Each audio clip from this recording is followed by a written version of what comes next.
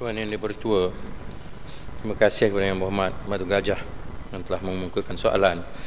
Untuk makluman Yang Berhormat, perintah sekatan yang dikeluarkan di bawah Ordinan Darurat Ketenteraman Awam dan Mencegah Jenayah 1969, Akta Kediaman Terhad 1933, Akta Pencegahan Jenayah 1959, Akta Keselamatan Dalam Negeri 1960 dan Akta Dadah Berbahaya Langkah-Langkah Pencegahan Khas 1985 merupakan satu tindakan bagi tujuan untuk menyekat dan mengawal selia setiap pergerakan, setiap aktiviti seseorang itu di satu kawasan terhad.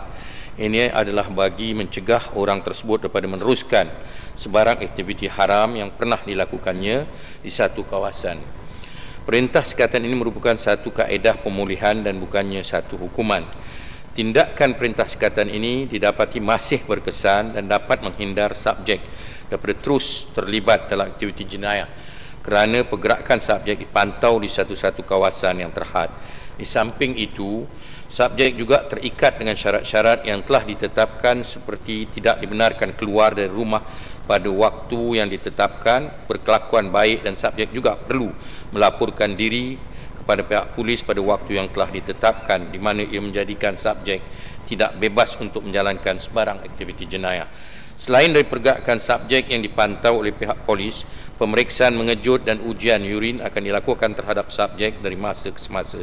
Kebiasaannya, daerah yang ditetapkan untuk subjek menjalani perintah sekatan ini adalah berjauhan dari tempat subjek melakukan aktiviti jenayahnya dahulu dan rakan senjatanya. Tuan Yang Dipertua, bagi tujuan pemulihan, Kementerian dengan kerjasama pihak PDRM, Jabatan Kebajikan Masyarakat dan Badan Bukan Kerajaan ada menganjurkan program outreach yang mengandungi sesi kaunseling, ceramah motivasi, penerangan tentang peluang pekerjaan dan juga perbincangan tentang masalah-masalah yang dihadapi oleh orang-orang di bawah sekatan. Dari segi bantuan pula, keluarga orang sekatan boleh memohon bantuan dari pihak kebajikan masyarakat sekiranya ada keperluan. Ketika ini jumlah orang yang disekat di bawah ordinan darurat adalah seramai 495 orang, Akta Keadilan Terhad 159 orang, Akta Pencegahan Jenayah 1959 452 orang, dan di bawah Akta Keselamatan Negeri seramai 33 orang, dan di bawah Akta Dadah Berbahaya ialah 1542 orang. Jumlah keseluruhannya ialah sebanyak 2681 orang. Terima kasih. Terima kasih Yang Berhormat Menteri. Yang Berhormat Menteri, apabila seorang individu di Bank Negeri terletak di satu daerah yang asing untuknya, saya rasa perkara yang asas yang perlu diberi bantuan oleh pihak kementerian adalah memastikan ia mempunyai pekerjaan. Pada masa ini saya nampak mereka yang di bawah sekatan perintah sekatan dibuang ke daerah yang baru, mereka tiada aktiviti atau pekerjaan yang lain di mana mereka boleh menyara kehidupan mereka dan juga ahli keluarga mereka yang berada di tempat tinggal sebelumnya tu.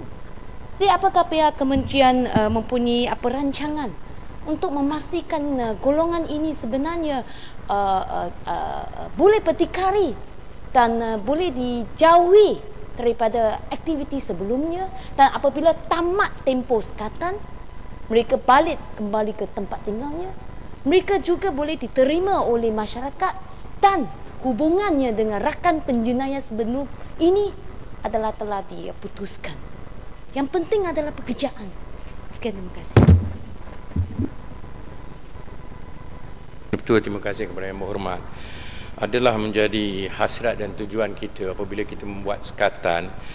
Dia tujuannya ialah untuk membolehkan seseorang itu memulakan kehidupan baru, dan memangnya kita akan membantu untuk mendapatkan pekerjaan. Mungkin ada masalah di satu-satu tempat, tapi ini adalah sebahagian daripada proses yang ditetapkan. Selain daripada itu, untuk memberikan keyakinan dan jati diri, kita menganjurkan program-program di bawah outreach supaya mereka mendapat motivasi. Soal sama ada keberkesanan bagaimana pekerjaan-pekerjaan dapat ini akan kita semak seterusnya dan melihat bagaimana ia akan menentukan tidak berulangnya kejadian jenayah yang dilakukan. Apabila mereka telah pulih dengan sepenuhnya, dia nak balik ke tempat asal dia, itu akan diizinkan setelah sekatan itu berakhir. Soalan tambahan. Ini saya soalan daripada Gajah.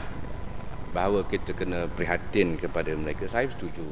Tapi demikian saya bertanya kepada Datuk Menteri, majoriti mereka yang terlibat adalah majoriti yang terlibat dalam perniagaan, majoritinya. Untuk itu mereka diperintah buangan kerana supaya mereka tidak terlibat dalam jenis-jenis perniagaan yang berunsur haram dengan jenayah, judi dan lain-lain. Untuk itu ada orang bertanya je, adakah masih lagi berkesan cara kita nak melarikan dia ataupun supaya dibendung perniagaan yang haram itu berunsur jenayah.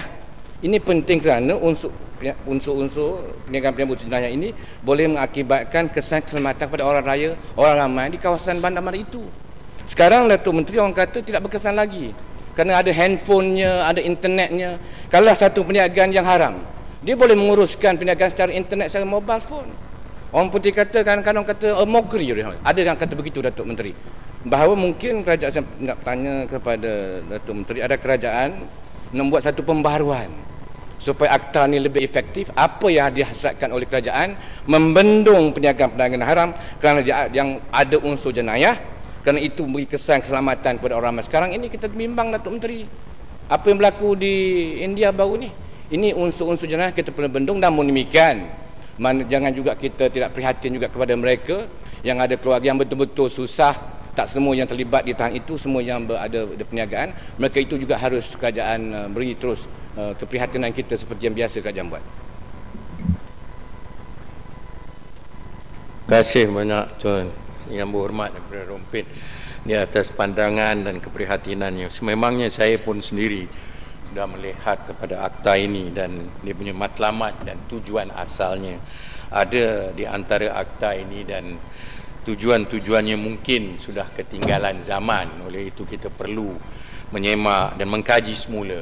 Saya ada mengarahkan supaya perkara ini kita lihat supaya ia dapat mencapai matlamat untuk membetul dan membendung kejadian-kejadian jenayah daripada berlaku.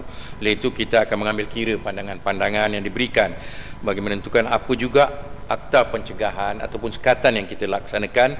Ia akan menentukan bahawa negara kita dalam keadaan selamat, ketenteraman awam dapat dikawal dan keamanan dapat menjadi sesuatu yang membawa kebaikan untuk rakyat dan jelata. Sekian.